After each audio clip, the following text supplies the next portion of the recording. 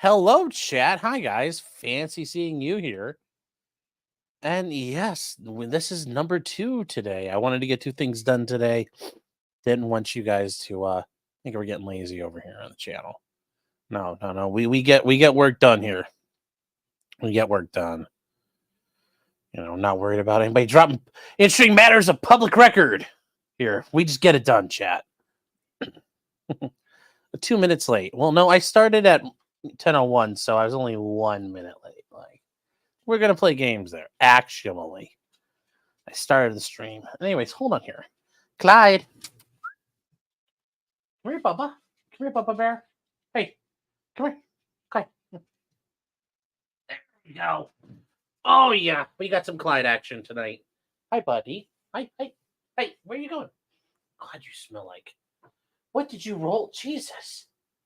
The fuck did you roll in, buddy? Huh? What did you roll in, Clyde? Anyway. Oh, good boy. All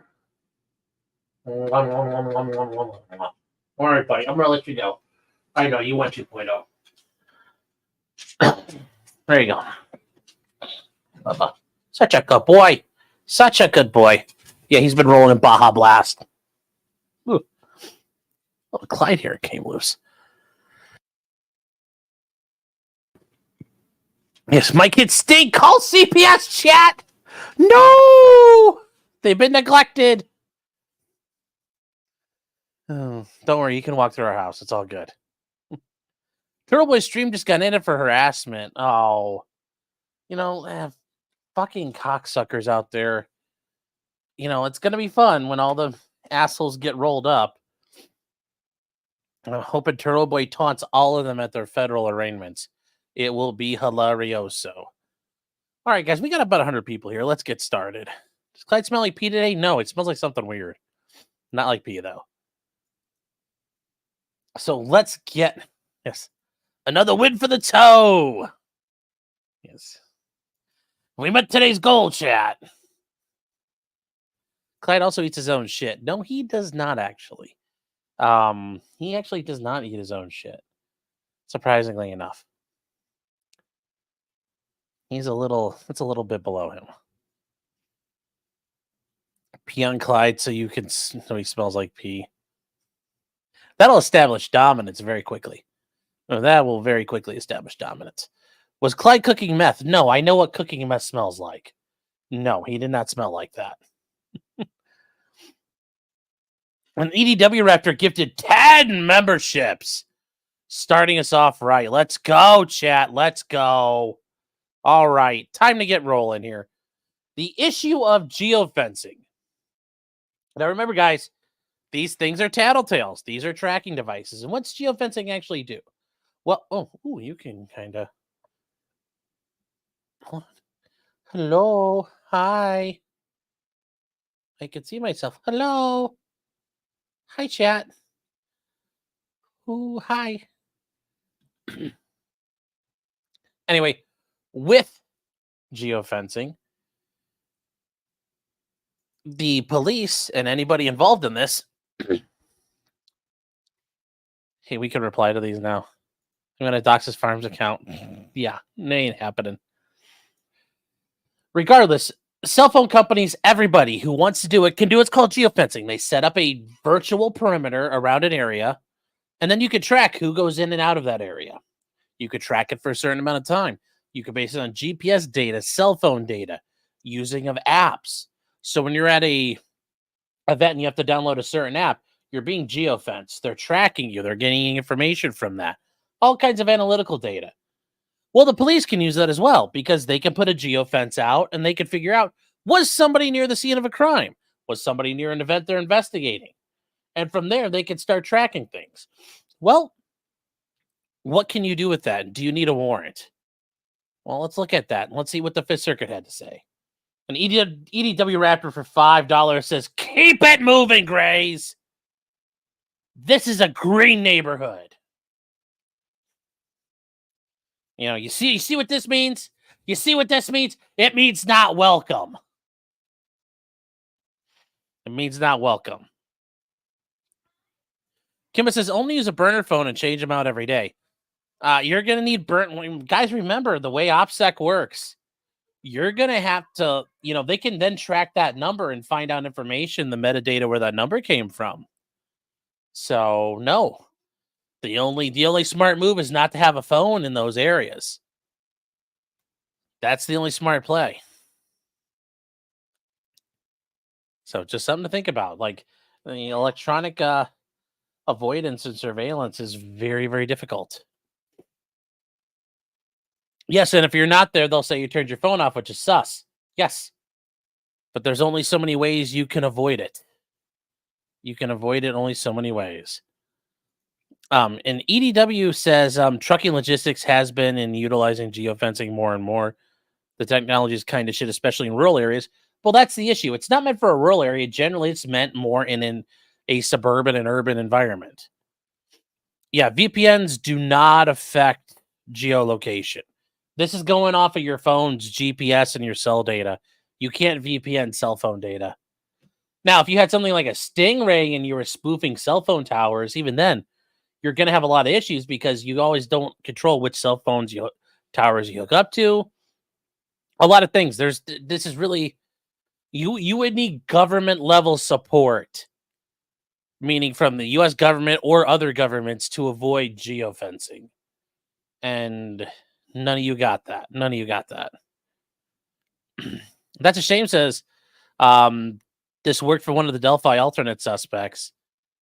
Yeah. Yep, don't bring a phone.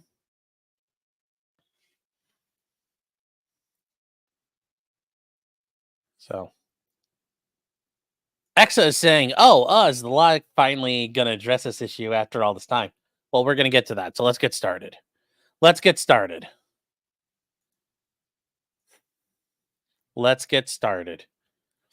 And also, if you guys are new, my name is Sean. Also, Tom's saying, boycott everything for God's sakes. Yes. Yes, and guys, Tom Gillis Golf Instruction here on YouTube. Tom has a great channel, PGA Pro. Got a lot of nice little quick tips on there that will help you with your game. I promise. Some good stuff there. Now, before I get too far, if you guys are new, my name's Sean, so as potential criminal. I'm a defense attorney in the Cleveland area. Obviously, we focus on criminal defense stuff here. So, yeah, that's where we get started. Oh, and Tom's saying, trying to get to 10K subs. So send all golfers over. Yeah, guys, if you can, give Tom, show Tom some love. I know he would appreciate that. And hold on here.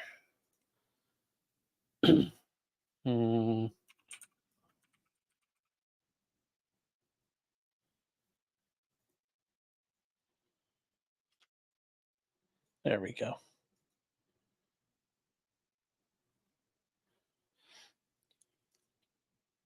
Where is it? Okay, here we go. That's why I was trying to pull it up. If you guys are interested, I'm working on your golf game here. It is. Why is this not working? God, I hate this when it doesn't. StreamYard has fight you so many times. Anyways, Tom Gillis Golf Instruction here on YouTube. Guys, great stuff out there. A lot of nice videos. Got a lot of shorts that are very helpful. And you could find them there, guys. So definitely give them a look. But let's get on to what we're here for.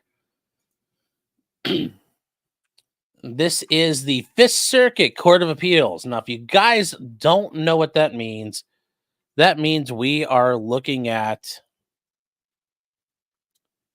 Texas, Louisiana, and Mississippi. Those are the three states the Fifth Circuit Court of Appeals covers.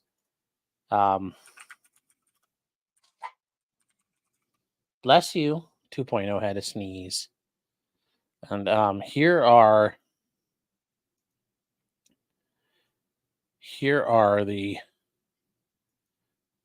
Actually, we need. No, this isn't a good one to use. Where's an example of? Yeah, here. Actually, it's the perfect one. This is the geographical boundaries of the various federal circuits. So here they are, guys. So if you can tell, here is the Fifth Circuit, and it runs right here through Texas, Louisiana, and Mississippi. And that's it. Doesn't cover anything else.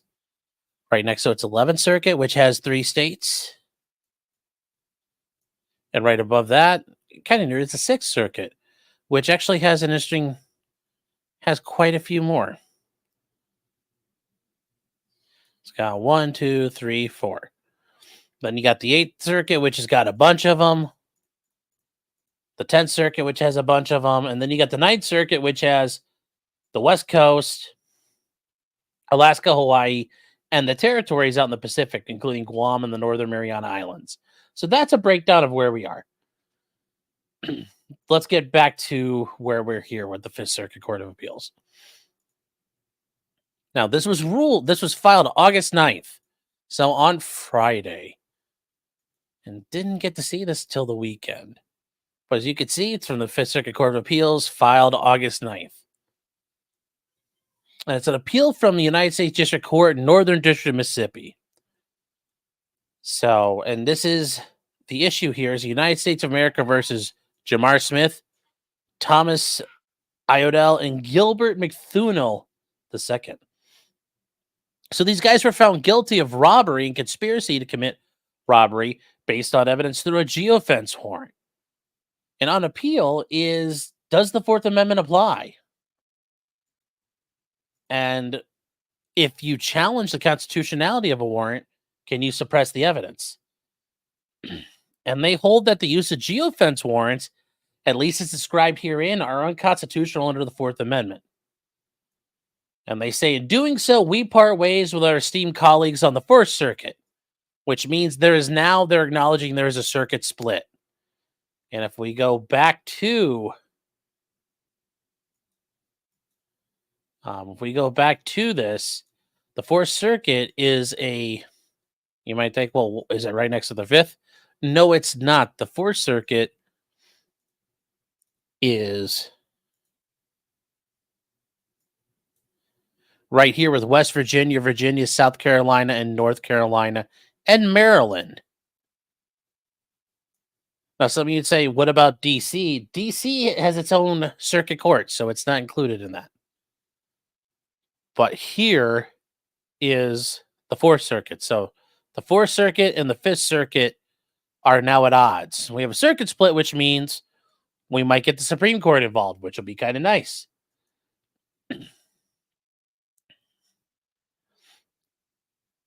Oh, Kurt, he's here. Yes. Kurt, hey, how you doing, Kurt? Guys, if you ever want to hear very good and nuanced breakdowns of Supreme Court decisions, among other things, Kurt over at Uncivil Law is a very, very good place for that. Friend of the channel as well. Hope you're doing well there tonight, Kurt. Saying Puerto Rico being part of the First Circuit will never stop being amusing, as though it is geographically next to Maine. LOL. I'm sure he meant exclamation, but maybe he was going lol. Yes. Yes, Puerto Rico is part of the First Circuit. And I believe the Virgin Islands are part of the Third Circuit. So the Virgin Islands are part of the Third Circuit, which also doesn't make much sense because they're even farther away. Well, let's get back to what these guys did. So they're accused of robbery and conspiracy to commit robbery. Which, I mean, if they did the robbery, obviously they planned it. So with that said, though, and here's the problem, though. And the Fourth Circuit just decided their own case in 2024. With that said, we agree with the district court here. Law enforcement acted in good faith in relying on this type of warrant. Accordingly, we affirm the district court's denial of the appellant's motion to suppress. Now, what does that mean exactly, chat? Well, one of the exceptions to the warrant requirements under the Fourth Amendment is good faith. You might say, wait, what? Yes. If the police can come in and just say, Giannis, we's just simple as folk. We done try being the best place we can be. Oh, lordy, boss. It's so hard out here eating donuts and not beating our wives. We just trying, boss. It's so hard. Okay, cool. Good faith. You can fuck up, and it's all right. Yes, that's an exception.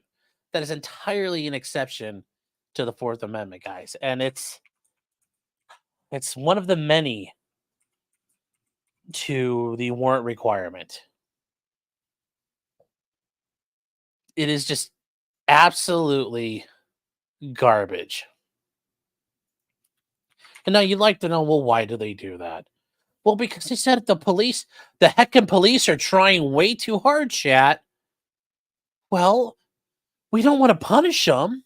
It's not fair to them. They were trying. And, the good faith rule is found in United States versus Leon. It's a case going back to the 80s. Remember, chat, when it comes to the Fourth Amendment, the Supreme Court has loved nothing more than going snip, snip, snip, snip, snip, snip, snip. All along, it's just trimming it away. Trimming it away. Kurt says, don't do a Southern accent again. It's offensive to my culture. Well, I was doing more of a John Coffey accent like the Green Mile. I was done try. Take it back, boss. Oh, Lord me, oh, my, boss. I just impo these folk. You done tell us do something. We done do it. Oh.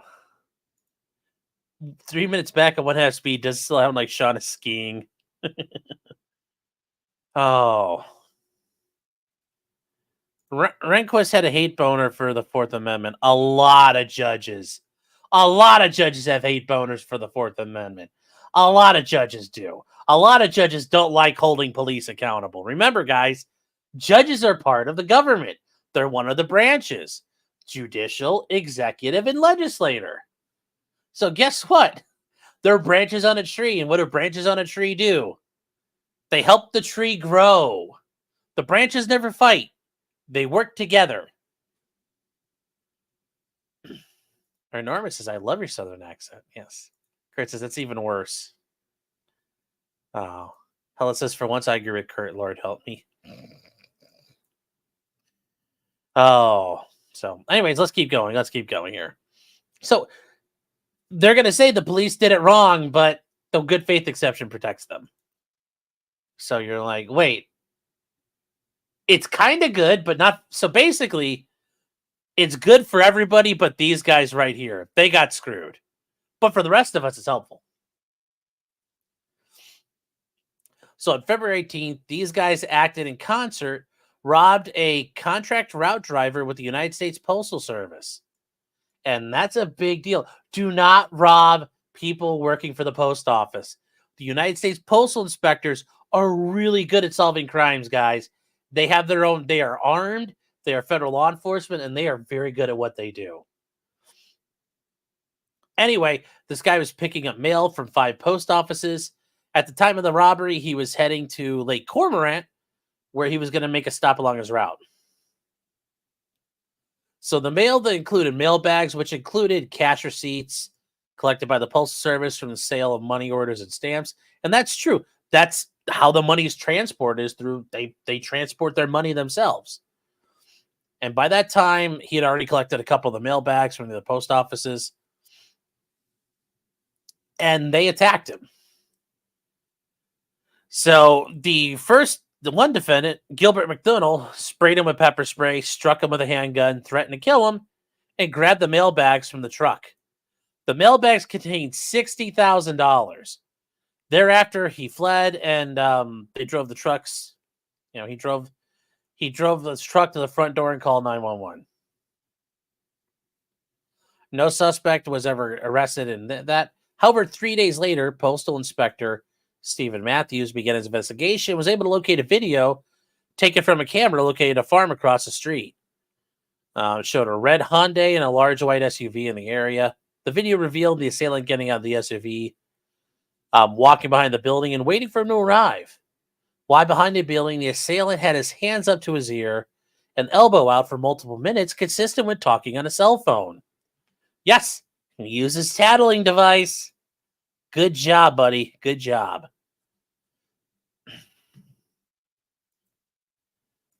I'm not saying I'll respect you. I'm just saying the postal inspectors are very good at what they do. They are very, very good. You don't don't of the agencies, postal inspectors are some of the better quality law enforcement out there. You don't want to fuck with them. They always catch people.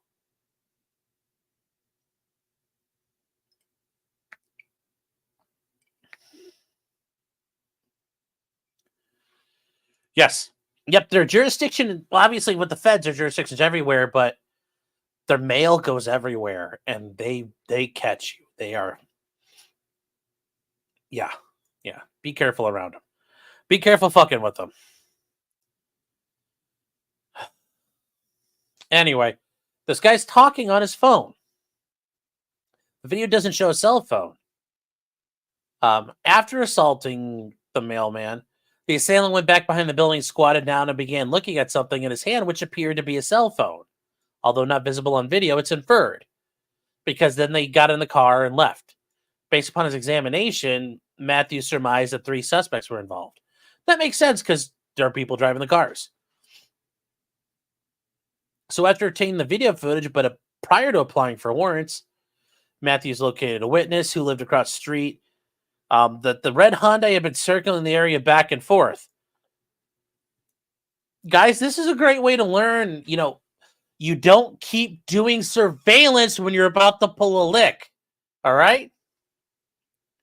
You got to do your route surveillance once because people notice. Tradecraft and fieldcraft are always critical skills. Don't make it easy for people to notice you're scoping something out. And he decided to ask the driver if he was lost. The driver, and here's the thing: once somebody comes up to you, hey man, you lost. Done. Abort. At that point, you're done. You blew it. Your cover's been blown. You've been figured out. That's it. That's it, chat. Don't do that. Once you've been identified, running any kind of ops, whether you're trying to commit a crime, you're doing surveillance, you're doing some sneaky Pete stuff against a really horrible government entity out there. Once they catch you, man, once you get ID'd, you get stopped by the constabulary, people start running into you, you're done. You're done, man. You've been blown. Somebody now knows who you are. The this is not legal advice, not law advice, but criminal advice. Well, it's also just like, fieldcraft and tradecraft. Like if you ever have to do any, sneaky Pete stuff. Don't be stupid. Don't be stupid about it. He stated he was looking for the highway. They gave the guy directions. And they said a few minutes later,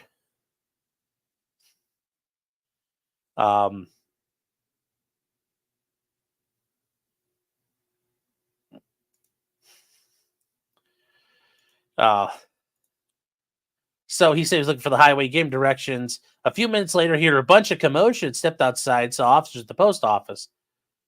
He walked over and spoke with law enforcement where he described the person in the red Hyundai as a black male with a reddish color goatee. This is why you're done, chat. Immediately abort. Try again another day. After that, there was no further involvement with the witness for approximately 15 months. Once again, chat, you're blown, you're done. So by November 2018, 9 months after the robbery, the Postal Inspection Service had not been able to identify any suspects from video, footage, or witness interviews. Postal Inspector Matney testified they were having a problem identifying the individuals. However, during the course of their investigation, Matney and Matthews learned about a new type of search warrant. A geofence warrant, designed to identify who might be at the presence of a scene of a robbery. Believing this could rekindle the investigation, they applied for a geofence warrant seeking information from Google to locate suspects and witnesses in connection. And then, yes, it's we need to do this in like 1940s crime voice. Geofence warrants, a primer. We need like the background going. As a relic of their novelty, there's a relative dearth of case law addressing geofence warrants. As such, we provide a brief history of geofence warrants as a description of law enforcement's process for obtaining them. And it says, one, it says Congress has not taken a stance on this yet. And that's true. It's part of the issue here. So we'll find out. But for now, there's nothing there. But they point out also that Apple, Lyft, Snapchat, and Uber all receive geofence warrants, but Google's the most common recipient and the only one known to respond. And this according to the Harvard Law Review as of 2021. So something to think about. Google will sell your ass out, chat. Google received its first warrant request in 2016. Since then, the requests have skyrocketed in number. From 2017 to 2018 alone, Google for geofence warrants increased 1,500%. In 2019, 180 requests per week from law enforcement around the country, amounting to about 9,000 for the year. By 2020, it was up to 11,500 warrant requests. Moreover, the use of these warrants has not been used for egregious or violent crimes. They've done this for investigating stolen pickup trucks and smashed car windows, and that's true. Cops have used this for everything. They use them for people in riots. So, like, if you go to the Antifa riot or you want to go smash up some commies, guess what? Your cell phone's on. They're going to say, who was in the park square at that time? Bing, bing, bing, bing, bing, bing, bing. And they figure out who was there. So, no, don't have this on you. Don't.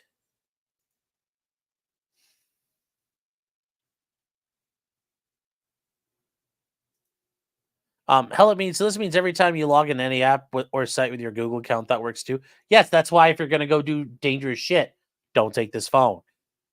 If you want to help yourself, like have a phone that you don't ever do anything with and isn't tied to you, and that way there's some pinging. But I would recommend not having a phone, period. Have practice tradecraft. Practice tradecraft, chat.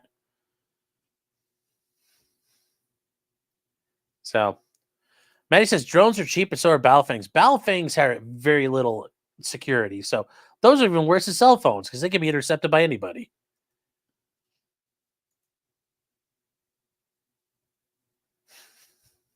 Maddie B, I'm not joking though. Yes, you take off all identifying equipment, and you don't have identifying things with you. You know, there's ways you can do it. Yeah, if the phone is ever arrested at your house, it'll snitch on you. Yep. Young says, what about a flip phone? You know, you'd have to make sure that phone has never been around you or near the other phones. You've never used it for anything else. So, I mean, really, the best thing is don't get caught with a phone on you. And yes, remember, no Russian. Justin saying the problem is when they carry even the Walmart phones, they want ID. That's why you go buy the phones off like a homeless person, or you go find a burner that got tossed. There's ways you can get cell phones that don't require ID, man. There are ways. You just got to be a little resourceful. There are ways to get gray level electronics if you really need them or you know how to get them. You just got to do it.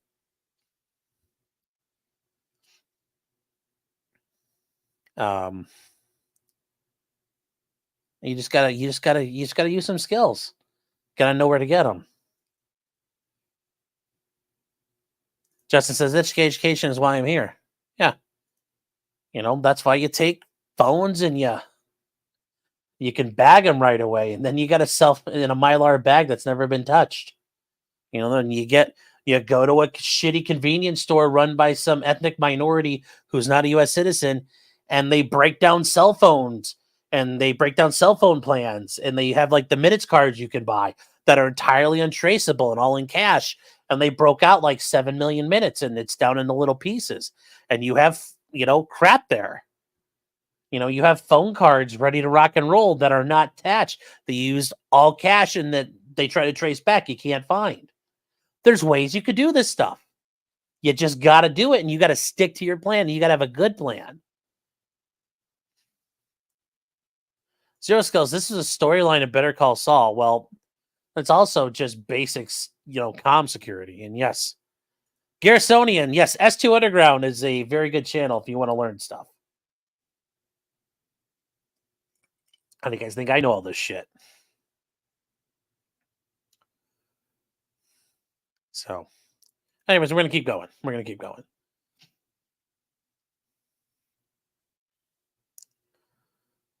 Well, Luke says keep your burner phone on a random bush in another neighborhood.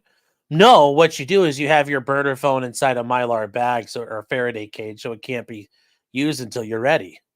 And then when you use it, boop, it comes on. But by then you've already ditched your other phones.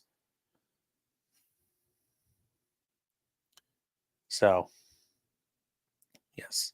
OPSEC like a motherfucker. Chat. OPSEC like a motherfucker. Okay. Anyway, we're going to keep going here. And this is from a court, the Northern District of Illinois, saying the government's undisciplined and overuse of this investigative technique in run-of-the-mill cases concerns our collective sense of privacy and trust. And it says, unlike a warrant authoring surveillance of a known suspect, geofencing is a technique that has been utilized when they don't know the identity of the suspects. Thus, geofence warrants effectively work in reverse from traditional search warrants. Yes, in requesting the warrant, law enforcement simply specifies a location and period of time, and after judicial approval, companies conduct sweeping searches of their location databases, and they find the cell phones that meet that criteria of, hey, who was at that post office around this time? And they sweep and they find everything. And they say, so far, Google's been the primary recipient of the warrants, in due large part due to its extensive location history database, known as the Sensor Vault. And you guys, if you don't know this, you can go on Google with your phone and it'll show where you went today. Sometimes it's not exactly accurate, but like it's fairly close. It'll tell you where you went.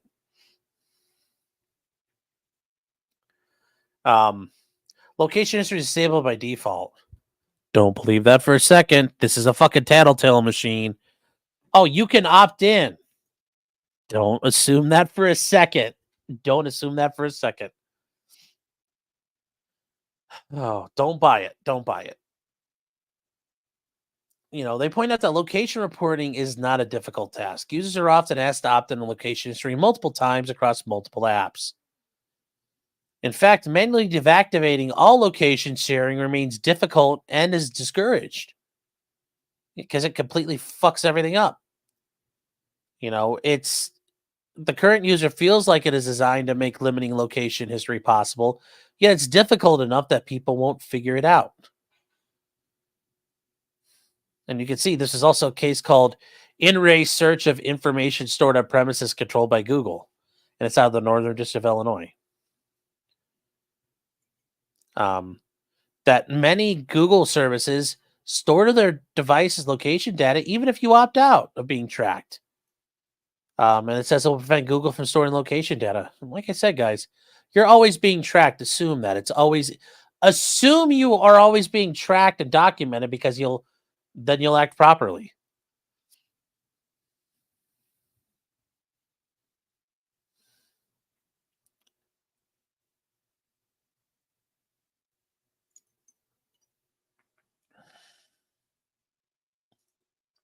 And exactly, Brad.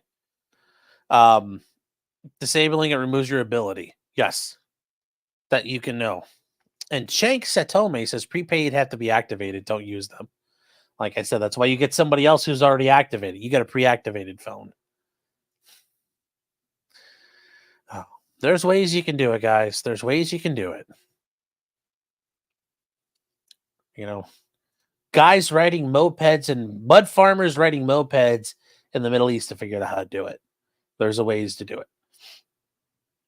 Google's Android cell phones, which comprise about 74% of the total smartphones worldwide, automatically have an Android system that various Google things use.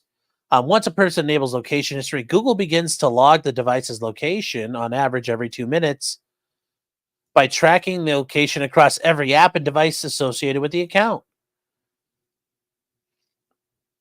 Location data is stored in the sensor vault for at least 18 months, but users may also request the information be deleted themselves, which I'm sure they don't do. More often, not only is the volume of data comprehensive, so is the quality. Location history appears to be the most sweeping, granular, and comprehensive tool when it comes to collecting and storing location data.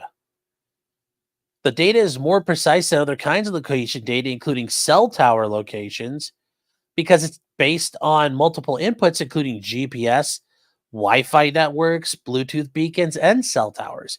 And that's how you get a very accurate location. It's not just GPS, which is very accurate, but use GPS plus cell towers, plus Wi Fi, plus Bluetooth. You use them all together and you get a really pinpointed where you are.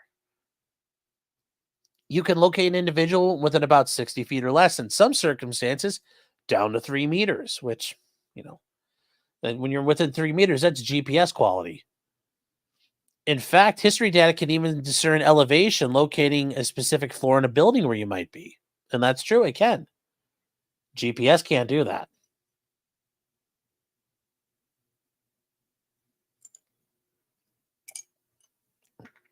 However, they cannot estimate your location with absolute precision. Instead, Google reports a location includes both the source and the confidence interval, which means is it likely, how sure are they doing it. They roughly capture about 68% of its users within confidence intervals. In other words, there's a 68% likelihood that its users somewhere inside the confidence interval. So, using this raw data, Google builds aggregate models. Anyways, we're going to keep going. We're going to keep going. So, they talk about it, and here, but if you build it, they will come. Early on, when cops asked for geofence warrants, they would simply ask Google to identify all users who were in the geographical area during a given time frame. However, Google began taking issue with these warrants, believing them to be a potential threat to user privacy. Thus, Google developed an internal procedure on how to respond to geofence warrants. It's divided into 3 steps. Step 1. Actually, you get into the 1940 voice. Step 1.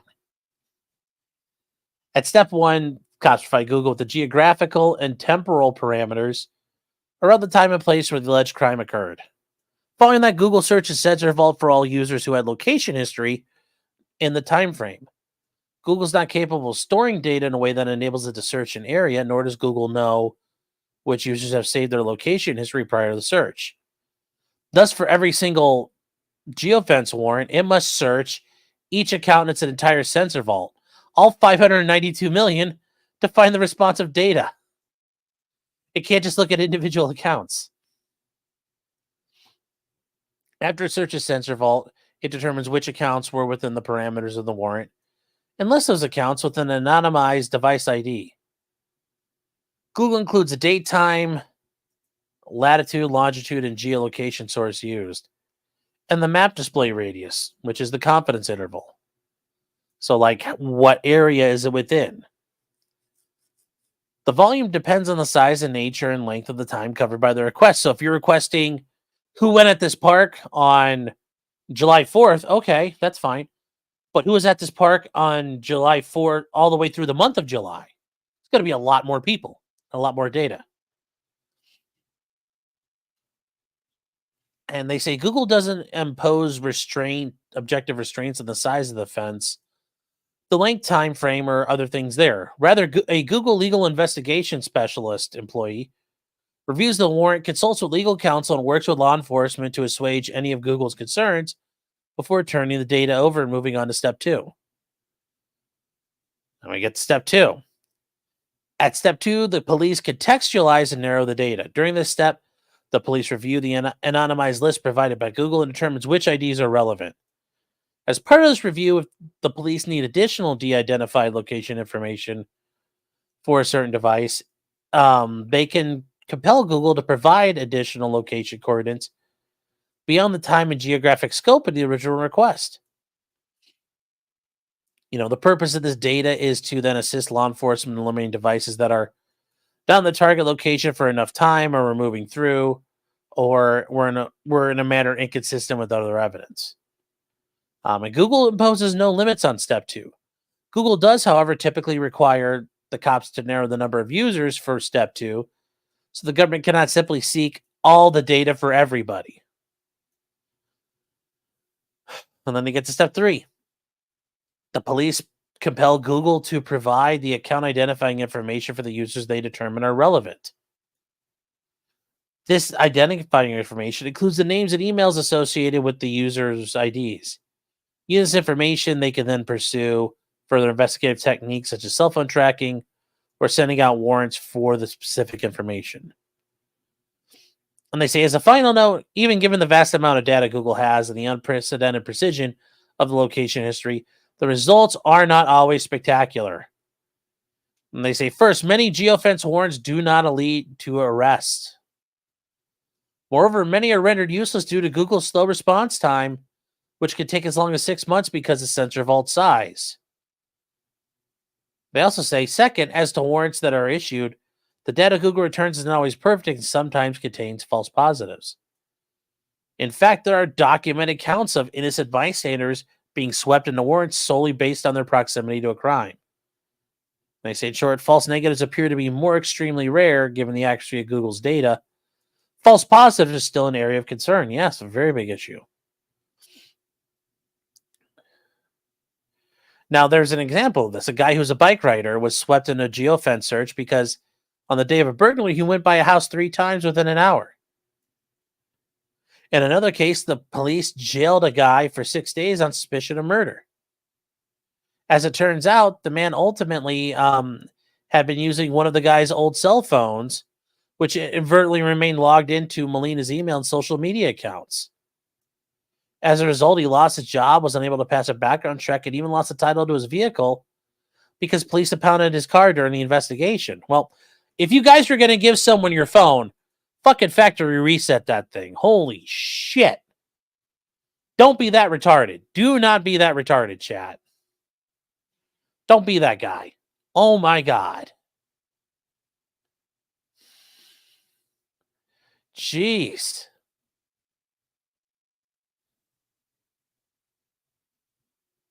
Yeah. Don't do that, chat. Factory reset that shit. Anyway, returning to the matter at hand, like any other warrant, it became an application for a search warrant. That application contained an affidavit, which Matney and Matthews helped write. Because this warrant was new, the postal inspectors consulted with other law enforcement in getting the information. Additionally, they used several different go-bys or form documents to ensure their application had all the necessary technical language. Finally, inspectors also consulted with the U.S. Attorney's Office prior to seeking their warrant. The affidavit stated, and you guys remember, affidavits have to be, when you're a warrant, it's got to be particularized. It's got to be a specific location, a specific thing to be seized and searched for. You have to have a lot of particularity in it. And they say that there's probable cause to believe the Google accounts identified in Section 1 of Attachment A, associated with a particularly specified location at a particularly specified time, contain evidence, fruits, and instrumentalities of violation of 18 U.S.C. 2114A, robbery of a postal service employee. However, with any geofence warrant, no specific Google accounts were identified in Section 1. Rather, the attachment only specified specific coordinates around the Lake Cormorant post office. The box created by those coordinates covered approximately 98,192 square meters. Now, hold on here.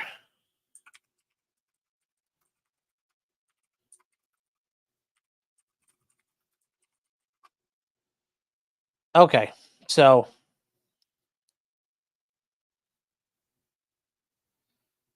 98,000 square meters. For reference, a football field, chat, is 5,350 square meters. So the space of 20 football fields is what they're looking for. Omar won her primary? Ah, fuck. Oh, well. Hey, maybe she appealed to the brother fucking vote, because, that's her big thing. Nico's like, that's 24 acres. Let me see here.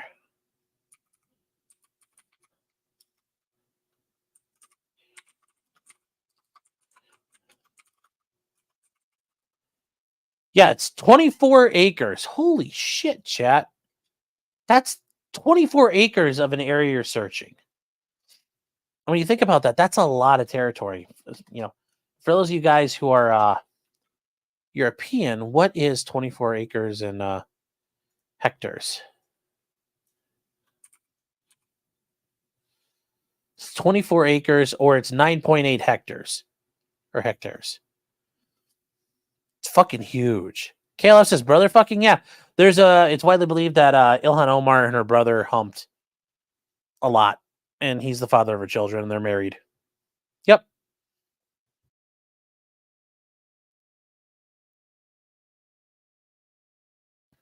Yep. Yes. Yeah, 24 acres, 24 city acres isn't like 24 rural acres. By fronts, that's still a lot of area, man. This is like in rural Mississippi, though. This is not like they're in downtown. So the affidavit also provided a specific probable cause statement. In that statement, the inspectors detailed the two vehicles implicated in the robbery, the descriptions of the assailant, and a statement that through video surveillance, it appears the robbery suspect was possibly using a cell phone before and after the robbery. And then they said, finally, inspectors included language in the application stating in regard to step 2 outlined above that law enforcement will seek any additional information regarding relevant devices through the legal process. The applications were submitted to a U.S. magistrate judge who issued the warrant on November 8th, and the language of the warrant tracked Google's 3-step process outlined above.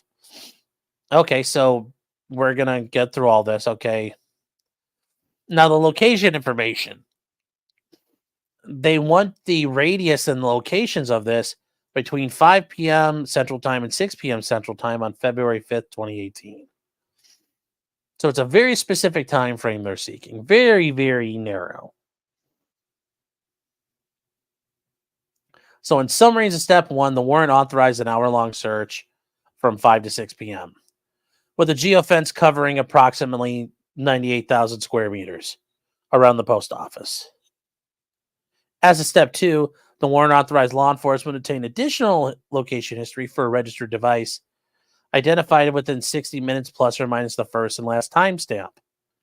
However, prior to reaching step 2, law enforcement was required to conduct further legal process.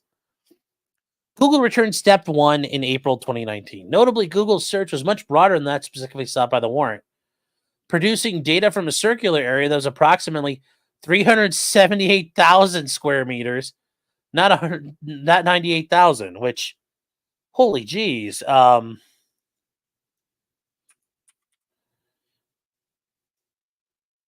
That means that's almost 93 acres of land. That's a 93-acre area they're searching. The search of Google's 592 million accounts returned 3 anonymous device IDs within the requested parameters. Okay, so they got 3 IDs they're looking for. They found this ID 1, they found this ID 2, and they found this ID 3. And he reviewed the data devices to ensure they fell within the geofencing coordinates. Well, however, prior to submitting the step 2, neither of them sought a warrant. Instead, they decided to themselves which device IDs were relevant and requested additional de-anonymized information for all 3 devices. The inspectors determined that all 3 were relevant for their step 2 inquiry because they were 2 of these registered multiple times within the geofence, and the third could have been a potential witness.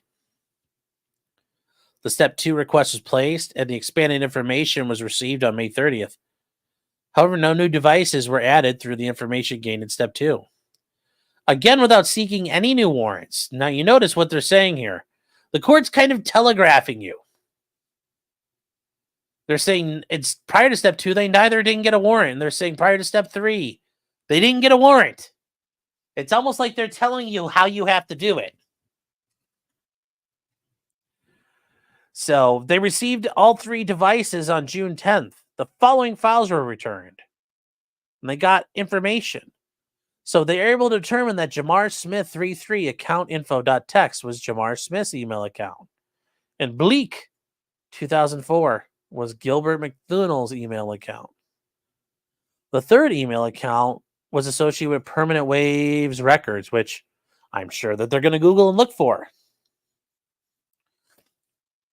Now no longer devoid of needs or leads, they took a bunch of investigative steps related to Smith and McDonnell, including sending additional non-geofence warrants to Google regarding Smith and their Google accounts accessing their clear database profiles. They investigated cell tower data and sending non-geofence warrants to phone companies for their account information. These additional steps revealed multiple phone calls between these two during the time of the robbery and allowed further geolocation of the appellants using historical cell phone record analysis. Through a search of the records, the inspectors were able to identify Thomas Iroko Iodell as the suspect. And July 1st, the postal inspectors reapproached the first guy, Forrest Kaufman, and asked him to participate in a lineup.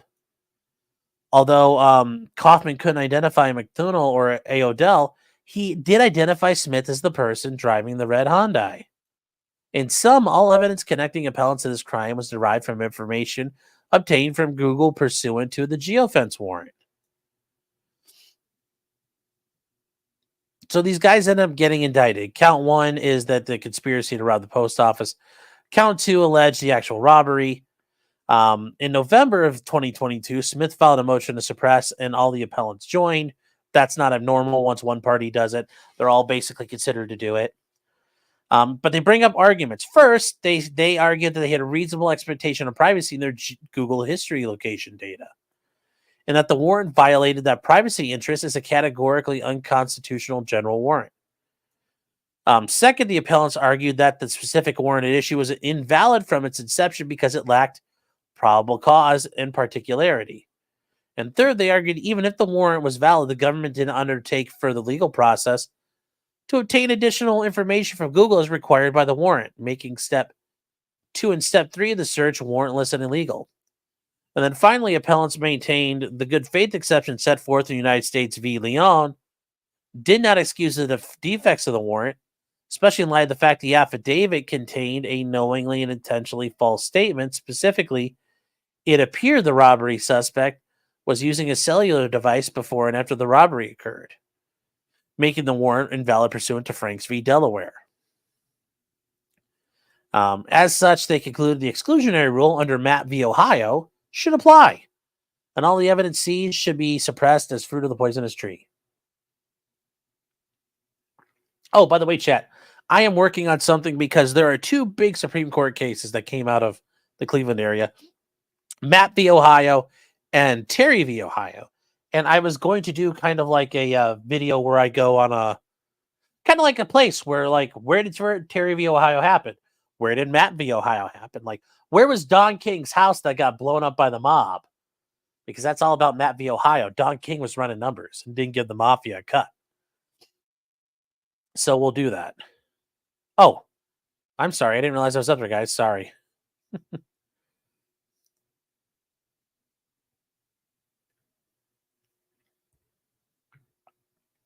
So,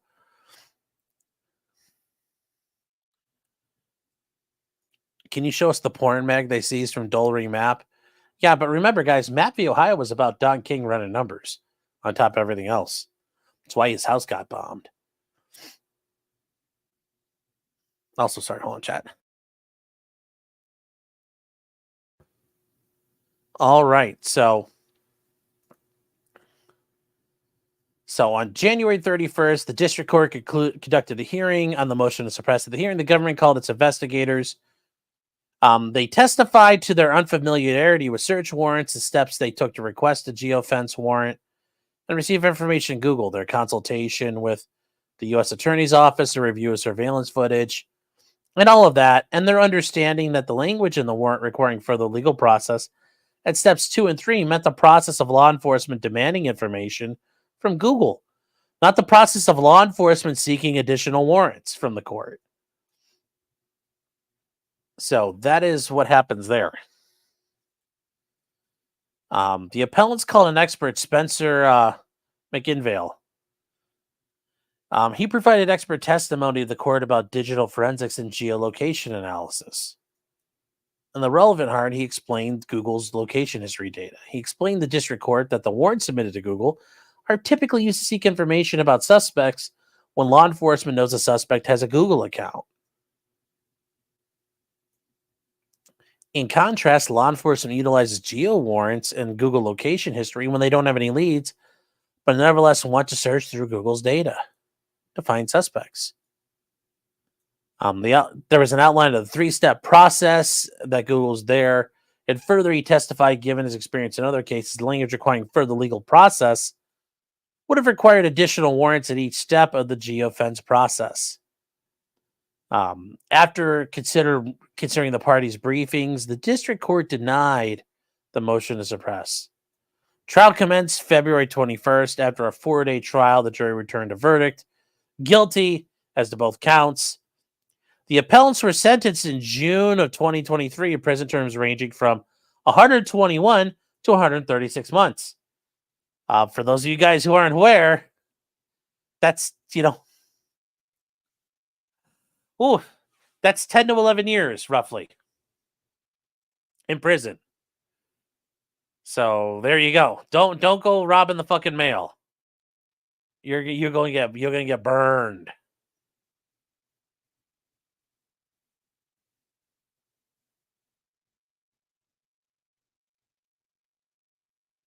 So don't rob the mail. It is a very bad idea. So, like I said, 121 to 36 months. Following that, they filed motion for new trial, motion for judgment acquittal. District court denied it. They all timely appealed. Okay. Standard review. When they do this, when you're challenging the sufficiency of a search warrant, you review everything de novo. They say, we view the evidence in the light most favorable to the prevailing party below here, the government. And they'll start. So under the Fourth Amendment, you have the right to be secure in your persons, process, papers, effects, and against unreasonable searches and seizures. Fourth Amendment, United States Constitution. Basic purpose is to safeguard the privacy and security of individuals against arbitrary invasions by government officials. The Supreme Court has established that the Fourth Amendment protects people, not places. And the court has expanded its conception of the amendment to protect certain expectations of privacy as well, quoting Katz v. United States, which is another big Fourth Amendment case. When an individual seeks to preserve something as private and his expectation of privacy is one that society is prepared to recognize as reasonable, the court has held that official intrusion into that private sphere generally qualifies as a search and requires a warrant supported by probable cause. Evidence seized in violation of the Constitution is subject to suppression. Yes. The exclusionary rule. As also cited in Mapp v. Ohio, but Hudson v. Michigan in 2006. And then is there a reasonable expectation of privacy? The threshold question is whether geofencing is a search under the Fourth Amendment. And a Fourth Amendment privacy interest is infringed when the government physically intrudes on a constitutionally protected area or when the government violates a person's reasonable expectation of privacy. To assess whether there's a reasonable expectation of privacy, the Supreme Court has applied Justice Harlan's twofold approach as explained in his concurrence in Katz v. United States. Specifically for Fourth Amendment protections to attach to a privacy interest, the person first must have exhibited an actual subjective expectation of privacy. Second, the expectation must be one that society is prepared to recognize as reasonable. Now, Smith and McDonnell contend they have a reasonable expectation of privacy in response to a geofence warrant. Now, why do they only bring up those two? Because the third guy, Iodell, attempted to join. However, as noted above, his information was never retrieved in response to a geofence warrant. His involvement in the robbery was deduced through a search of Smith's phone records and Smith's friends on Facebook performed after the geofence search. As such, he may lack Fourth Amendment standing to join them because even if he has an expectation of privacy in his own Google location history data, he may not have an expectation of privacy in the Google location data of someone else. So they're saying for the one guy, it doesn't matter. We didn't look through your data, so your Fourth Amendment rights weren't violated. You don't have standing. And even if a person has a privacy interest in their phone, they don't have that interest in the data on someone else's phone. And that's basically how it goes. I have an interest in my house. The police trying to search my house. I don't have an interest in the police searching my neighbor's house, typically. There might be times where that's different, but that's because I'm probably doing something I shouldn't be doing.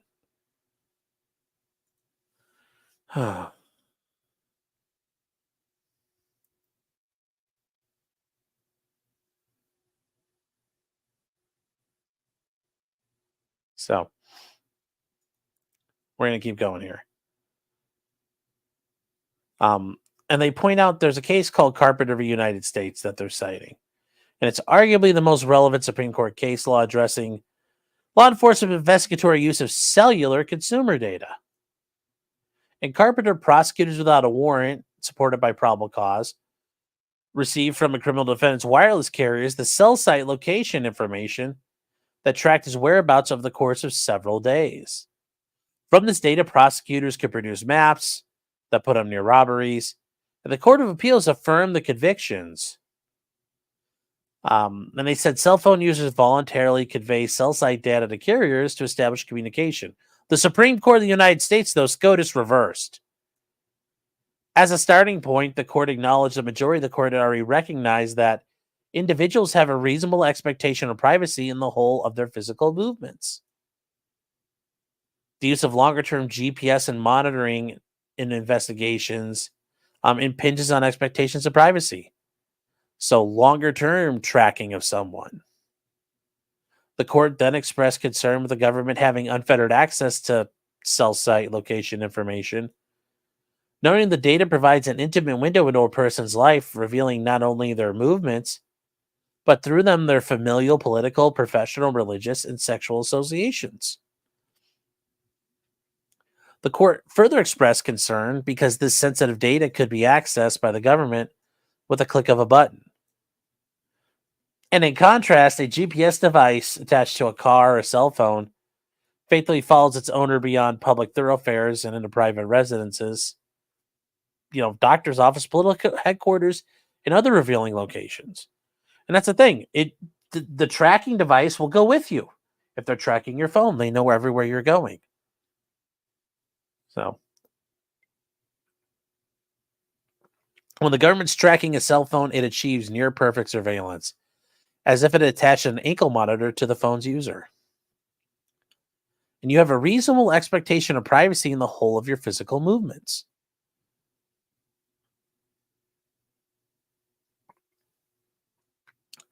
So they also address the issue of the third-party doctrine, where you don't generally have a legitimate expectation of privacy in the information you voluntarily turn over to third parties. The court declined to apply that doctrine, notwithstanding the fact that you provide this to private third parties. There's a world of difference between the limited types of personal information addressed in the court's prior third-party doctrine precedent and the exhaustive chronicle of location information casually collected by wireless providers. Yeah. The court is pointing out that technology has surpassed what we allow. So the court needs to conform the law to the technology. They say the court found the notion that users voluntarily provide this information dubious because carrying a cell phone is indispensable to participation in modern society. And apart from disconnecting the phone from the network, there's no way of leaving behind location data. As a result, in no meaningful sense does a user voluntarily assume the risk of turning over a comprehensive dossier of his physical movements.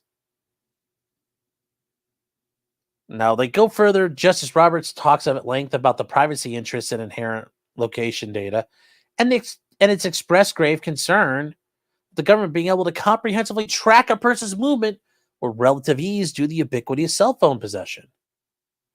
The court acknowledges some basic guideposts. Um, that they need to secure the privacies of life against arbitrary power and place obstacles in the way of a too permeating police surveillance. The court also recognized the necessity of applying the Fourth Amendment to systems of advanced technology, expressing concern that CSLI is approaching cell site location data is approaching GPS level precision, and it is in some spots, with location carriers being able to pinpoint a phone's location within 50 meters. Yeah. Many of the concerns expressed by Chief Justice Roberts are highly salient in the context of geofence warrants. Perhaps the most alarming aspect is the permeating police surveillance. And yes, it's near perfect surveillance. Carrying one of these devices is essentially a prerequisite to participating in modern society. And users compulsively carry cell phones with them all the time. Geofences also exemplify the court's concern with pinpoint location data. The technology provides more precise data than a cell site could or GPS could. That obtaining data through geofences is remarkably cheap, easy, and efficient compared to traditional investigative tools. With just the click of a button, the government can search the pinpoint locations of over 500 million people. Yeah, they're pointing it out. It's very easy to do. It's too easy. This is why cell phones no longer have removable batteries, so you can be tracked all the time. Yeah, yep. Exa is saying Roberts is a weather vane for legacy, but sometimes it makes sense. Oh, I agree. Every once in a while, and this was a good one this is a good one the court did. This is a very good one.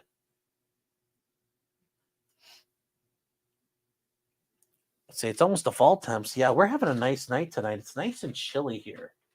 It's going to be a good sleeping outside night.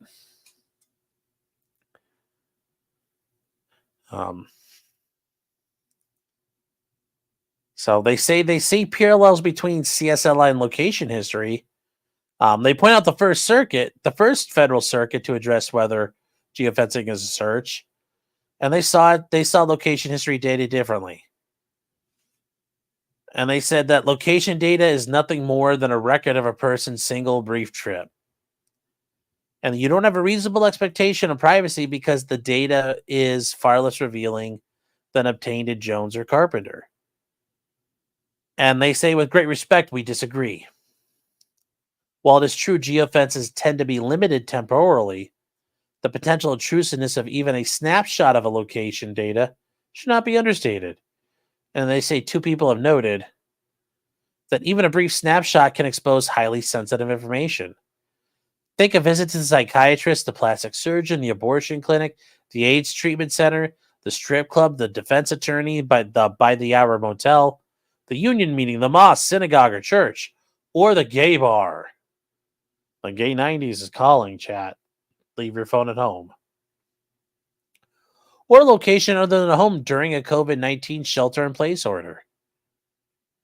Such location tracking data can easily follow an individual in the areas normally considered some of the most private and intimate, particularly residences. And I said, even if you limit itself to a single day, you could follow a person from the interior of their home, among the rooms of their dwellings, to the location of a crime, then to a place of worship, then perhaps a new home, such as that of a relative or friend, among the rooms of that second dwelling. And that's fair.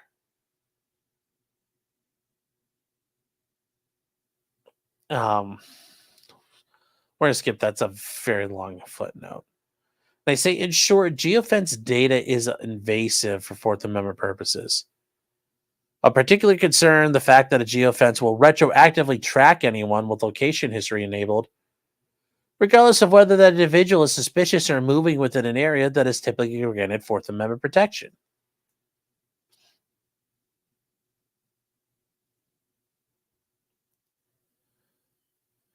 Now, they point out that, some people are saying, well, it's not a big deal because it's anonymized. They say, setting that point aside, the effectiveness of data anonymization has been called into question by researchers Giving that anonymous data can be cross-referenced to reveal identities. So they can take your data and still run it through other things they have to figure out who you are. Moreover, in Carpenter's application of the third-party doctrine is straightforward. While cell phone data is held by private corporations on a practical level, it's unreasonable to think of cell phone users as voluntarily assuming the risk of turning over the data.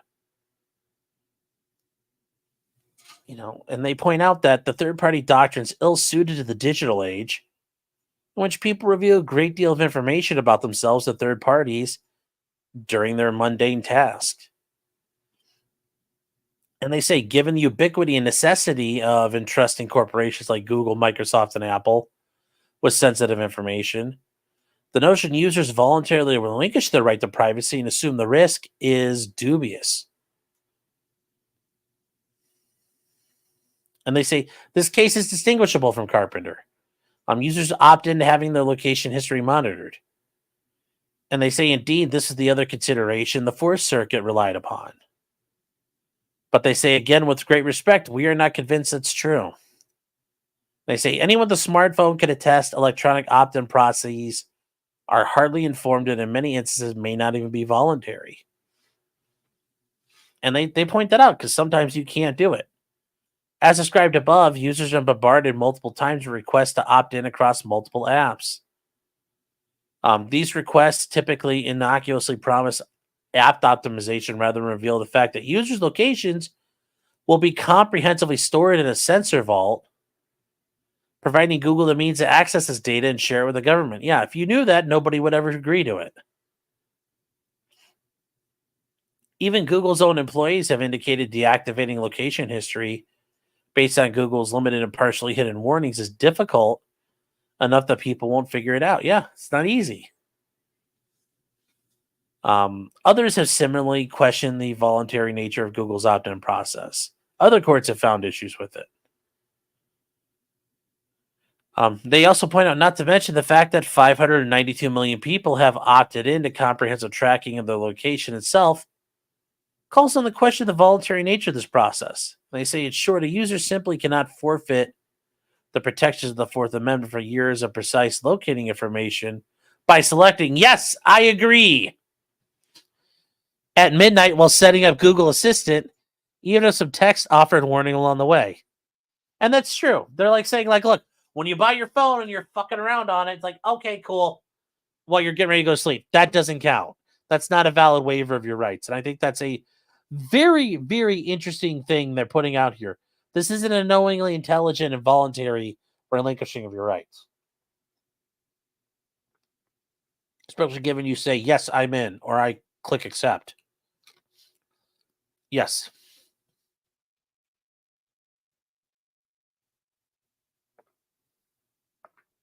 So,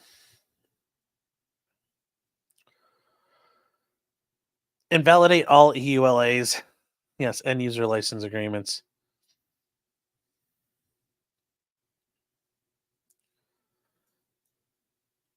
So they say, to conclude, we hold a law enforcement in this case did conduct a search when it sought location history data from Google.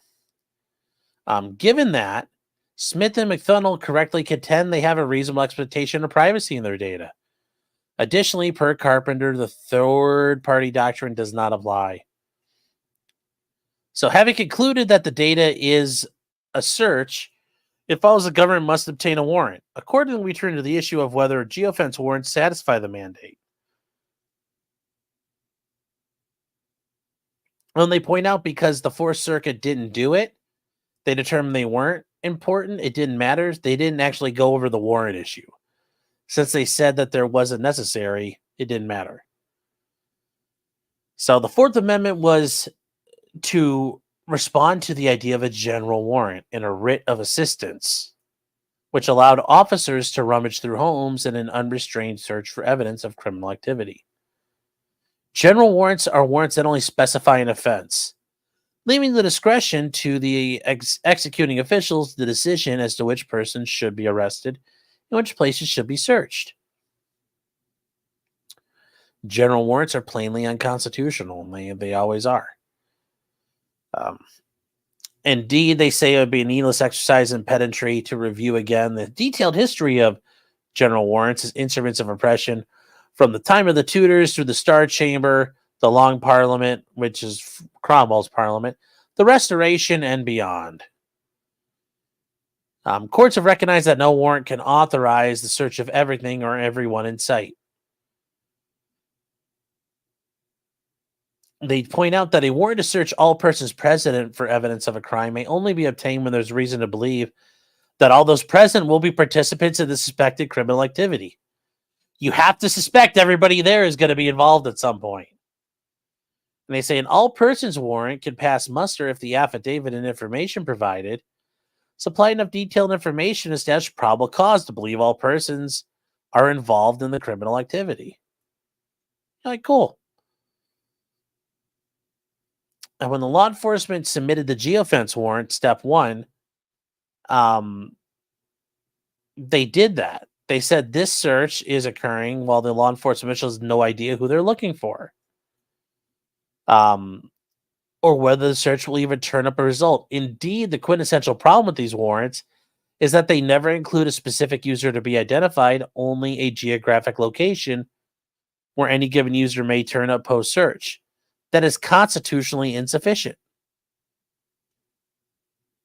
When they say geofence warrants present the exact sort of general exploratory rummaging the Fourth Amendment was designed for. They say, in fact, Google Maps creator Brian McClendon has called these warrants fishing expeditions and explained that Google employees originally assumed law enforcement only seek location history on specific people, a reality that did not come true. Well, that's how it works. Awareness the government may be watching chills the association expressive freedoms. And when these core rights are at issue, the warrant requirement must be accorded the most scrupulous exactitude, meaning it must be thoroughly scrutinized. Here, the government contends that geofence warrants are not general warrants because they are limited to specific information directly tied to a particular crime at a particular place and time. True. This argument misses the mark. While the results of a geofence warrant may be narrowly tailored, the search itself is not. The search warrant cannot be saved simply by arguing that after the search has been performed, the information received was narrowly tailored to the crime being investigated. These geofence warrants fail at step 1, and they allow law enforcement to rummage through troves of location data without any description of the particular suspect or suspects to be found. Now they point out here the Fourth Circuit's issue.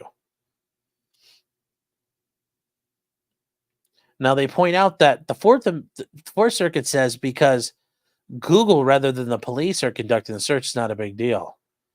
And the proper focus should be the government's access of 2 hours worth of the defendant's location history data, because a search only occurs once the government accesses the requested information, which that is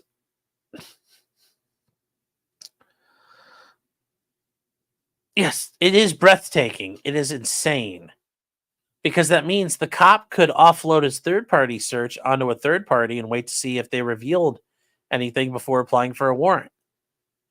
Because remember, a search warrant only applies to the government. If you had a neighbor who searched your home, broke in your home and searched it and found things, they could turn it over to the police. There's times where that will be legal. Because you don't have a Fourth Amendment right against your neighbor illegally searching you.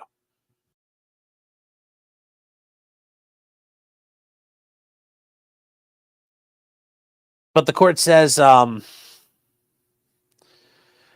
they said that the way this works, by their implication, is if the third-party search produces zero evidence, then technically the cop never conducted a search at all, which that's not how that works.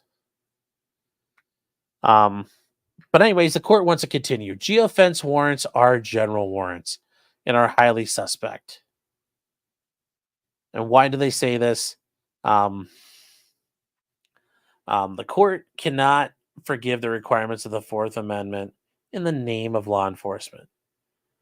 And they say that geofence warrants are general warrants categorically prohibited by the Fourth Amendment. And we now move on to suppression and the good faith warrant doctrine. So, United States v. Leon, the Supreme Court evaluated the Fourth Amendment exclusionary rule and opined that evidence seized by officers reasonably relying on a warrant issued by a detached and neutral magistrate should be admissible. Now, guys, so that's the thing. They went to a magistrate. He said their warrant is good. Well, they relied on that. They're not the lawyers. The magistrate should have figured this out. And the only time good faith does not apply is when the issuing magistrate was misled by information, that the issuing magistrate wholly abandoned his judicial role. And then there's 3, when the warrant affidavit is so lacking in indicia of probable cause as to render official belief in its existence unreasonable. And then number 4, when the warrant is so facially deficient in failing to particularize the place to be searched or the things to be seized, that executing officers cannot reasonably presume it to be valid. That one's probably the rarest of all the 4 things. Like, no cop would look at this and say it's a valid warrant. But if you lie to the magistrate, you're no longer operating in good faith. Did the magistrate act like a crazy man? Well, then you don't have good faith anymore. You know, is there so much probable cause missing you can't believe it? Now, the appellants argue 3 of the Leon circumstances apply here. First, they contend the inspectors were knowingly or recklessly included a false statement in the warrant affidavit. Specifically, the statement it appeared the robbery suspect was possibly using a cell device, both before and after the robbery. They say the appellants maintain the use of a go-by, meaning somebody else's forms, is indicative of the fact they had no idea whether a cell phone was used, and this is by definition reckless at best. They say disagree. They point out video evidence shows body language consistent with cell phone use. They reviewed it. They point out that the court is going to be highly deferential to the district court's fact finding, and the court reviews evidence in light most favorable to the non-moving party here. The appellant's argument fails. And to be fair, if the guy was using a phone, it probably is clear he's on the phone like this. So the second and third Leon arguments pertain to probable cause of particularity. The warrant was completely devoid of probable cause and was facially deficient. They say, again, we disagree. So, and they read a case from the Fourth Circuit, United States v. McClam. And they declined to suppress evidence when the officers were utilizing cutting-edge investigative techniques, consulted with attorneys from the DOJ. Here, the inspectors likewise had conversations with other law enforcement officials in the U.S. Attorney's Office. So they spoke to the prosecutors. But the prosecutors said it was good. I mean, at some point, you have to rely on them. To this end, we, like the district court, struggle to see any wrongful conduct to deter. And I say because the conduct of law enforcement's case seemed reasonable and appropriate when considering the specific circumstances. And they say at the bottom, but for causality is only a necessary, not a sufficient condition for suppression. The court must also weigh the substantial social costs of exclusion against deterrence benefits, the existence of which is also a necessary condition for exclusion. Here, the social costs of exclusion are admittedly considerable, including the consequences that exclusion of relevant incriminating evidence always entails. The risk of releasing dangerous criminals into society. Oh, no! The inspectors were utilizing a cutting-edge technique, which neither inspector had personal experience. To that end, they diligently attempted to make sure their warrant complied with the Fourth Amendment by working with other agencies and the U.S. Attorney's Office in their area. And the inspectors exhibited no malicious intent through the actions they took. Thus, we cannot find fault, considering the novelty of the technique and the dearth of court precedent to follow. Accordingly, none of Leon's circumstances apply, and the court will decline to suppress the evidence of the good faith exception to the warrant requirement. So that's why they're saying, even though these guys have a great point, they lose. They lose.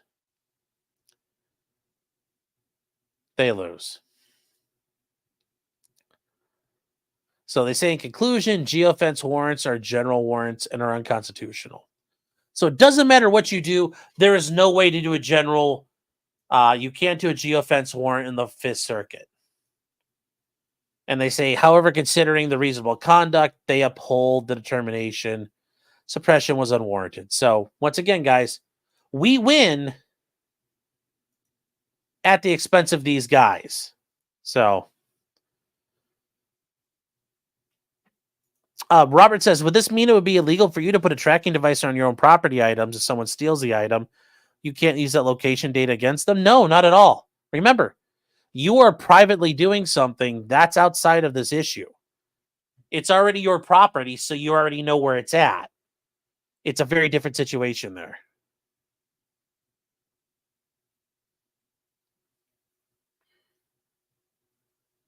So let's see here. Brooks says, if a third party was to search at behest of the government, wouldn't that third party become a government actor? There is a test for that, but yes, there's a very good chance they become a government actor. And that's why they said it's breathtaking the Fourth Circuit would say that, because based on that logic, if the third party found nothing, the government didn't technically search at all, which that's not true. The government ordered that person to be involved. So it wouldn't work. Cobra, J-Rock saying, Cobra, read Industrial Society and its Future. Yes, you should. Very good read. Aaron Gogol says, wait, so if I become a USPS inspector, I get to get a cop with a gun and Sean will respect me. I don't respect you, I fear you. It's not respect, it's fear. They are good at their job. Logan says, why are they so good? They got all the good employees, good benefits. It's very selective. It's very hard to get into. It's a smaller community, so there's less shitbirds. That people would rather work for the marshal's office, the DEA, or the FBI. Postal Service is kind of like not considered as glitzy and glamorous. So that's why. Green Cap says, I was watching the replay of the Dalton Mayor. Yes. That's a shame, says the January 6th bombers seeing the multiple cameras all around the Capitol Hill talking on their cell phone. Yes, they have, and we still don't know who that is. Isn't that interesting? Isn't that funny, chat? That's so funny and weird. We still don't know who that is. Yes. Yeah. Yes, but thank you. That's a shame. And then Allegan News is saying, who needs cell site data when the police can just monitor your advertising ID? No warrant needed, just money to purchase the data. That's very true. But, they're government. Cops don't like spending money. So I could see it at some point. Allegan News says the warrant becomes step 2. First step, warrant for your advertising ID. Second step, warrant for that advertising ID location. Now you have the individual. This eliminates a general warrant issue. I don't think that really... I don't think so, because you're still looking for all the phones in that area. So remember, you're searching for everyone.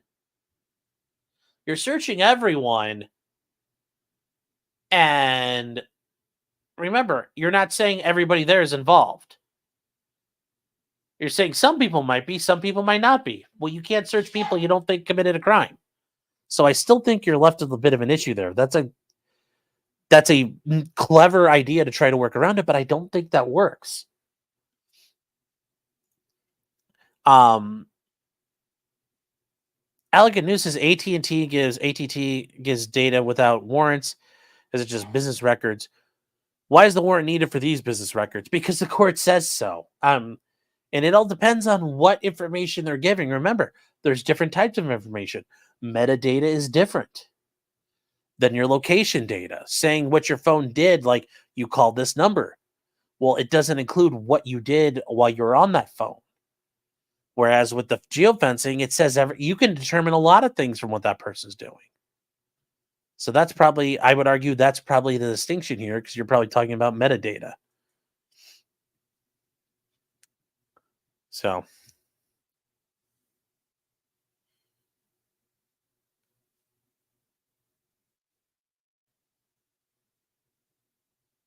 Allegan News says, are not all this data kept in normal business and just the business records an exception allowed?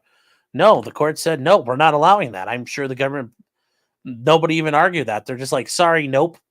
It's a general warrant.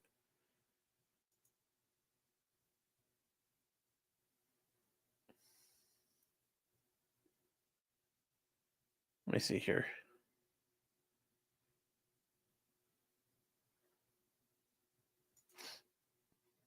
Elegant News says, no, you're requesting the business records of single advertising ID. Here's the problem, though. You can't get any of that because you can't ask for all the data. Step one is illegal, is the point. The court's saying step one is completely unconstitutional. Step one is done. Step one is literally hoovering up everybody in the park and searching them. You can't do that. Step one is illegal, is the point. So there is no gathering advertising IDs. You don't get to do this. You don't get to hoover up all the data and then say, I want that advertising ID. Nope, can't have it. You can't hoover up all the data.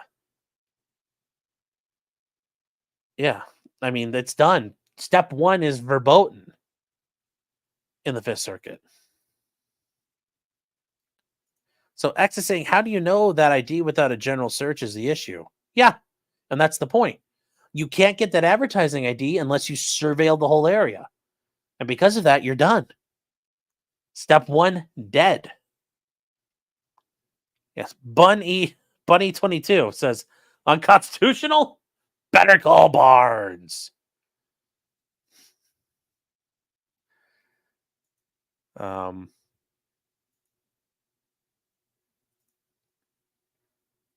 Let's see here. Where else? Yeah, always bet on Barnes.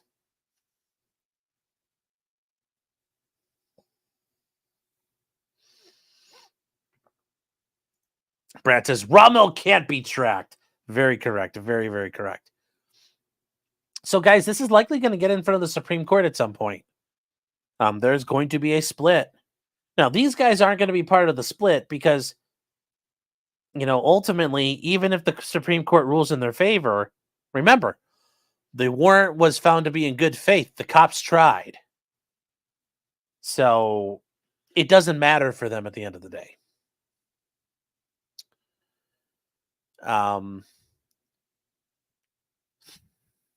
Racket said I'm unconstitutional. That's cute. Aw. Oh, well. It's like if my 7-year-old nephew said I was unconstitutional, you'd just be like, oh, you're so cute, and just go about your day. Elegant News is saying step one is asking for a single subscriber's advertising ID. We all know it is not really anonymous. If you know who you're looking for, yeah, you can get it, but otherwise you're going to say, I need the IDs that were at the post office. That's the point. You'd have to geofence the area to look for that advertising ID. Do you get what I'm saying? You would need to know where you're looking to get that ID, and I need to know the time and the place. So they'd have to geofence for that advertising ID. Remember, Google's going to have to do it.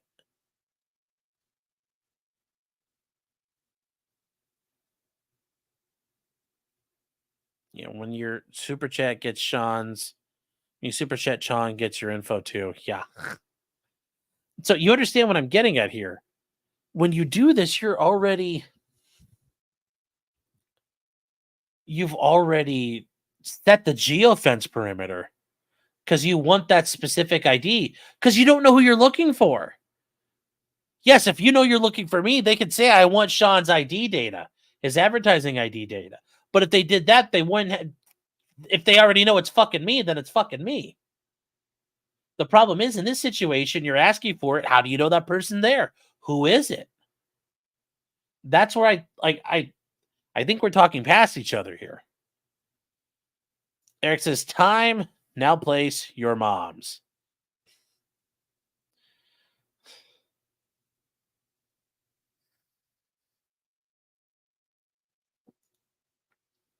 Jim Cox says, you sold your soul to the Monarchies Bar Association, haven't you? First of all, lower your voice. No, don't talk about that too loud, Jim. It's our secret. Oh. So yes, it's an interesting thing. I hope this gets going further. And yes, hopefully the Supreme Court hears this and agrees, but I'm not so sure. Not so sure you're going to get I don't think you're going to get Kavanaugh and Comey and Amy Coney Barrett to agree with us on this. Jim says, I'm surprised I didn't see a single fringe flag. Well, that's because they're behind the camera. I keep them out of the way.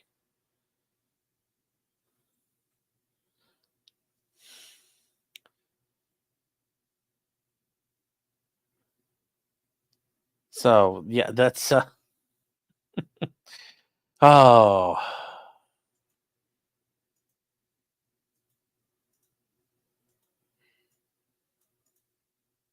Hold on real quick, chat.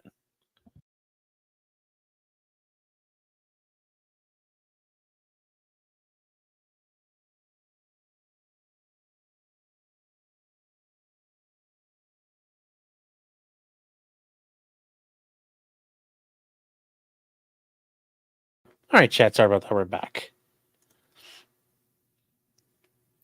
Let's see here. Yes, when babies are born, they prick their heel and squeeze the blood out. Yes, they're gathering DNA. Why are they gathering all that information? It's like, why do you need all that? It's like I remember Safety Town as a kid. And they said, like, we need your kids' dental charts and we need their fingerprints. My dad's like, no, we're not doing that. And they said, why? It's like, all this information is so when you find the body, if they get murdered. If he's alive, you're not going to roll his prints to verify his identity. If you find him alive, you're not going to check his teeth to make sure he's alive. This is just you collecting data or make it easier when you find a mutilated body in the woods. And my dad said, I'm not helping you with that. And he said, you're not give me the fingerprint cards. So Stephen Cooper says the cringe flag versus the fringe flag. Yes. Zero Skill sells good dad. Yeah, well, Papa Criminal's a very smart man. Very, very smart man. Smarter than I'll ever hope to be. As long as I can get, as long as I'm partially, just like a little bit as smart as he is, I'll do all right in life.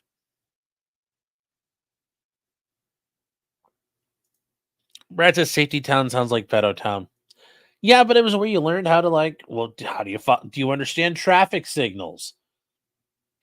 Can you do your name and address? Where do you live? Could you memorize all that stuff? Silence Do Good says, are you planning to check out Space Marine 2? Yes. Oh, yes. I think it's going to be so much fun. It is going to be great. It will be fun. I have not had the chance to. Oh, I got to make some room on my hard drive for it because I'm betting it's going to be a lot, or I'm going to have to go buy more solid state memory. I don't know. I'm running out of room, and I had a whole terabyte and a half, and I've already used it up. Yeah, Papa Criminal, yes. I called Barnes once. I called him a faggot. Oh, good. Kimbo says Papa Criminal named career criminal. No. No. Ginny says you're short. Yes, I am. Oh, I'm smart. I don't know about that. I don't know about that. I know things. That doesn't necessarily make you smart. Knowing stuff does not mean you're intelligent. Silence Too Good says, what chapter do you plan to play? I don't know yet what I'm going to do. I'm looking forward to it, though. I don't know. Are you allowed to play as different chapters? I thought you're basically playing, as an Inquisitor.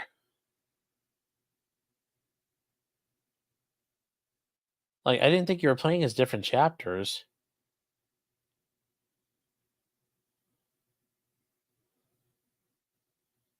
So,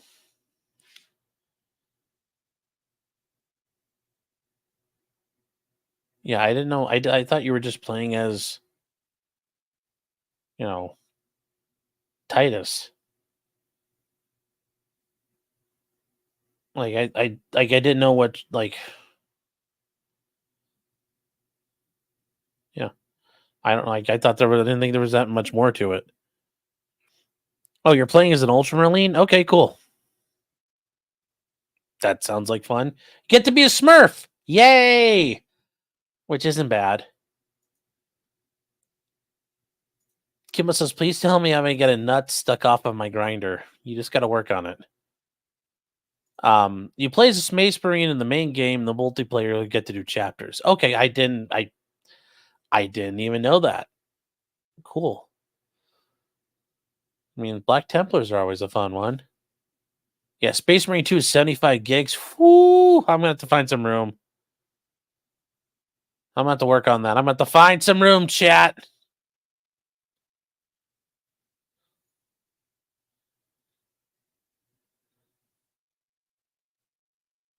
Did I see Luke Pearson's chat about Judge Gull? Yes, I did. Judge Gull fucked Richard Allen over with their Frank's motion because she's a piece of shit. And we'll get to that. Now that there have been some rulings, we can tear these apart. We could tear her apart.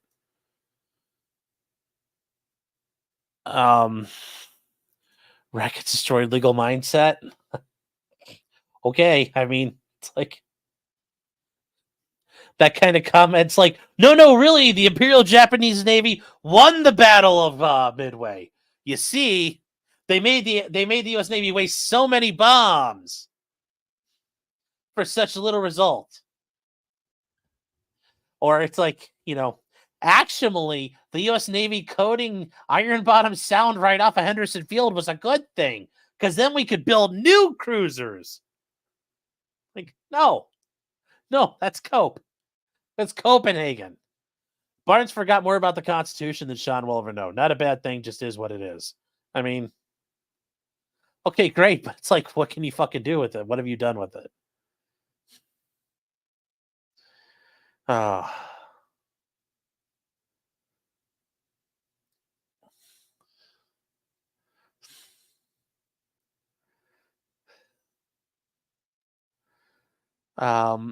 Jim, how you doing? Hi, Jim. I'm doing okay. And Silence Do Good says there's a multi-layer player mode where you can change your armor. Okay, I'll do that. And they have some sort says, yeah, well, you played as a Smurf in the first one. I know, but I didn't know. Like, I thought you were an Inquisitor in the second one, because now you had all about the warp. Did I see Little Woody's lawyer got to spend it for 6 months? Yep. Mm-hmm.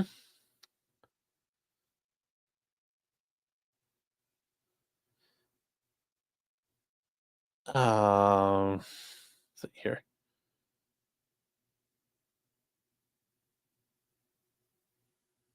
Okay, you guys are all just being a little. Yeah, yeesh, games are reasonably large these days. Oh, I know.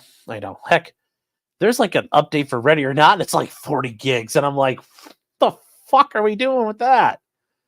Oh, that's the thing. We might start streaming games soon, chat, especially like Ready or Not and stuff like that. If you guys have we might even play together.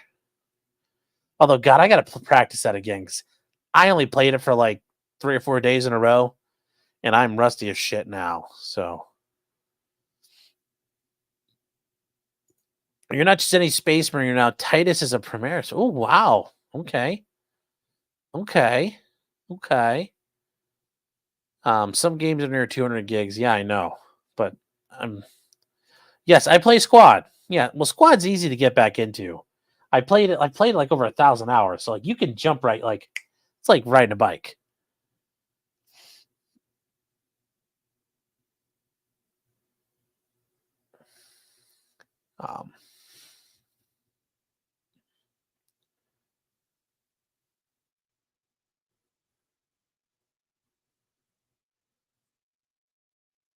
Okay, guys. So with that all being said, yeah, we are all set for today. That's the it'll be interesting to see what the court does. I think we are set for a interesting showdown, and we'll find out, what's going to happen. Remember, don't put your faith in these robed people coming to save the day, because there's not a good chance they will, and there's a good chance they will uphold whatever they want to uphold, and will shred the Constitution just a little bit more. That's the general trajectory, Chad. Every once in a while, there's a little bit of a correction. There's a little bit of a correction, but and then we end up going back down still. So that's where we'll be at some point. Hashu says, I miss Counter-Strike. Yes. 1.5 was my jam. So, actually, I missed the game America's Army. Oh, God, that game was ridiculous. What's my answer to Woody Squirrel Brain quote? I don't know, because I didn't hear that one. I only heard him saying, I love God too much to shoot into the air. All right, guys. So that is it for tonight. We will be back at it tomorrow. Tomorrow night, we will be working on doing members only, probably some body cams, just hanging out, having fun. And yeah. Take care, everybody. And remember, until next time, this thing will get you convicted. Don't have it on you. Or you will be guilty. So, good night, chat. Take care.